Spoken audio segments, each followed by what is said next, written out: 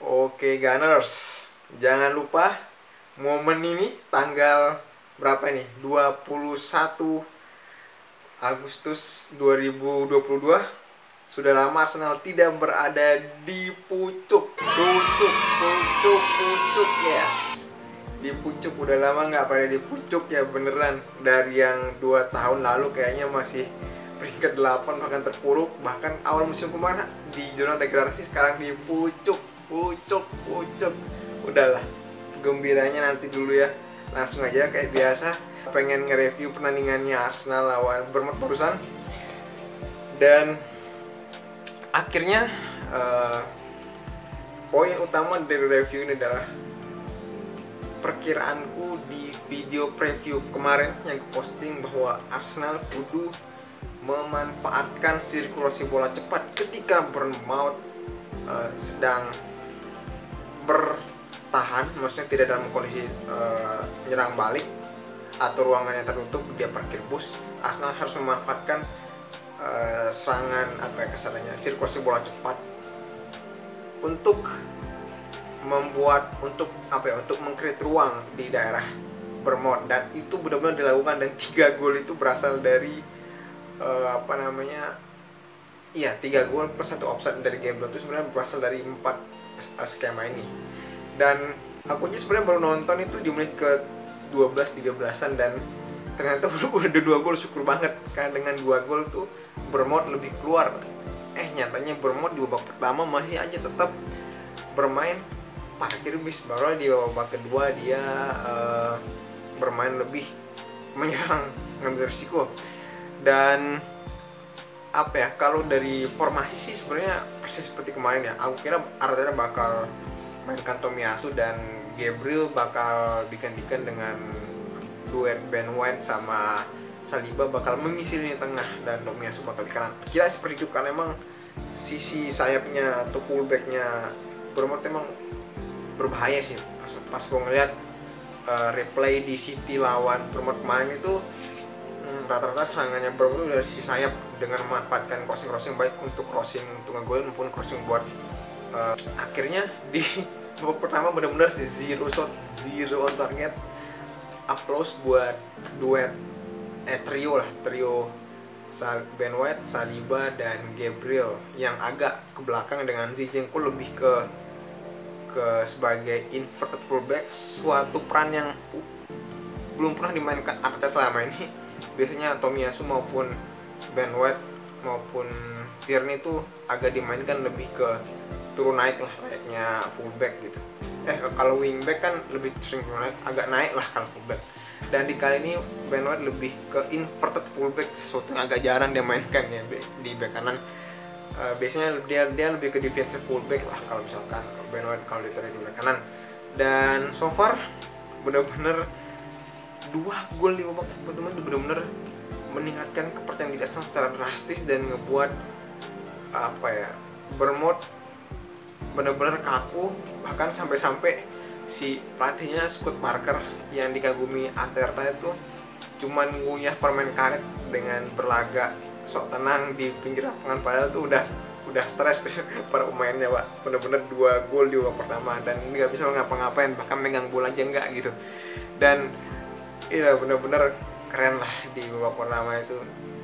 Dan syukurnya Arsenal nggak bertahan. Dan emang ngapain Arsenal bertahan ngelawan tim Bournemouth, kan Bournemouth tidak bermain high pressing. Beda cerita kalau Arsenal ngelawan kuda hitam lain kayak misalkan Crystal Palace, Brighton,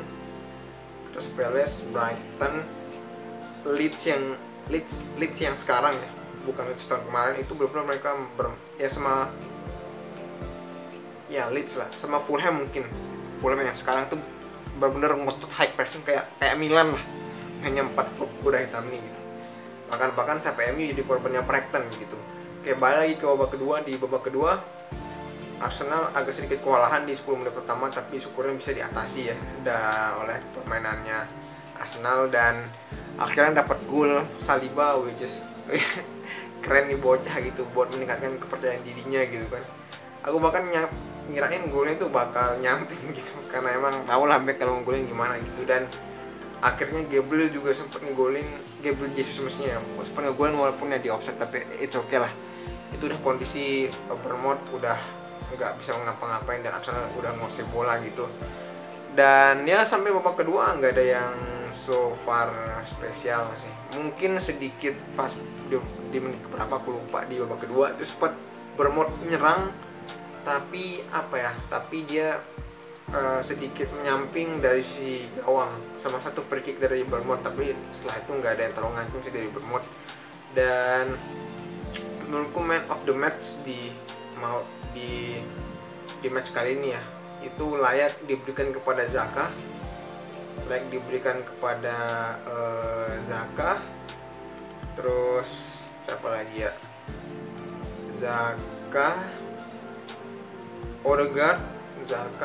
Odegaard sama Jesus, tiga ini. Kalau boleh dimasukkan 3 orang lagi ya itu si Gabriel, Saka sama Ben White. Tetap fullback cukup berperan di taktiknya Arteta yang sekarang itu, benar-benar fullbacknya sangat berperan dalam menambah amunisi di tengah. Kalau nggak Ben White ya Zinchenko yang bakal ngisiin fullback. Sekarang gitu taktiknya Arteta sekarang. Kecuali dia yang memakai Tomiyasu maupun Tierney, itu bakal lebih agak overlap aja gitu. Namun ketika kalian lihat Tierney dimainkan sebagai sayap kiri ini bener-bener nggak tahu udah Arteta mikir apa gitu, makanya ada sampai jadiin Tierney sebagai sayap kiri gitu. Dan sempet kan Ben White Nketiah masuk sebagai sayap kiri dan dia nggak terlalu berjalan, dan ya syukur walaupun cuma berapa menit sih. Dan aku harap sebenarnya di match kali ini Fabio Vieira bakal diduetkan sama Odegaard maupun nanti diduetkan sama Smith Rowe di dua gelandang serang ya. Tapi ya sayangnya itu nggak terjadi, dan ya mungkin alasannya karena menjaga kebugaran lah. Walaupun sebenarnya dia udah main sih di 21 di Arsenal U21 kemarin.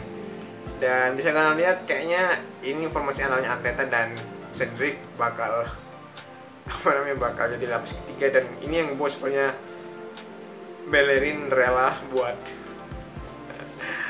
apa sih namanya, buat pengen pergi dari Arsenal ya, jadi lapis keempat gitu, karena sejak kedatangan Saliba, Ben White digeser ke kanan dan Tomiyasu jadi pilihan kedua, Cedric ketiga, dan terakhir ya lo tau sendiri lah siapa gitu. Oke, mungkin ini aja review singkat. Ingat 21 jam ke depan, mulai dari jam 1.30 waktu Indonesia Barat hari Minggu 22 Agustus sampai jam 22.30 let's say lah, mungkin City langsung ngegolin di 10 menit pertama, itu dia balik pucuk, dan Arsenal di posisi kedua karena Spurs kan seri ya, jadinya Arsenal di posisi kedua. Sudah lama kita tidak berada di momen ini bro. See you in the next preview minggu depan ya. Lihat, yang jelas aku sedikit kasih kisi-kisi terkait preview lawan Fulham, dimana Arsenal harus mewaspadai crossing dan crossing dari Fulham ke dari area sayapnya ke tengah, maupun juga pressing ketat yang dilakukan Fulham, karena itu ngebuat Liverpool kesulitan. Namun kita juga bisa memanfaatkan set piece maupun sirkulasi bola cepat dan pressing yang tepat melawan Fulham. Intinya kurang lebih strategi yang mirip ketika ngelawan Crystal Palace, itu yang paling tepat kalau mau ngalahin Fulham besok. Itu aja sedikit bocorannya buat preview besok, dan kalian bisa mengira-ngira lah strategi apa yang kudu dimainkan Arteta ngelawan Fulham besok di preview khususnya. Oke, see you in the next Gunners. Ucap.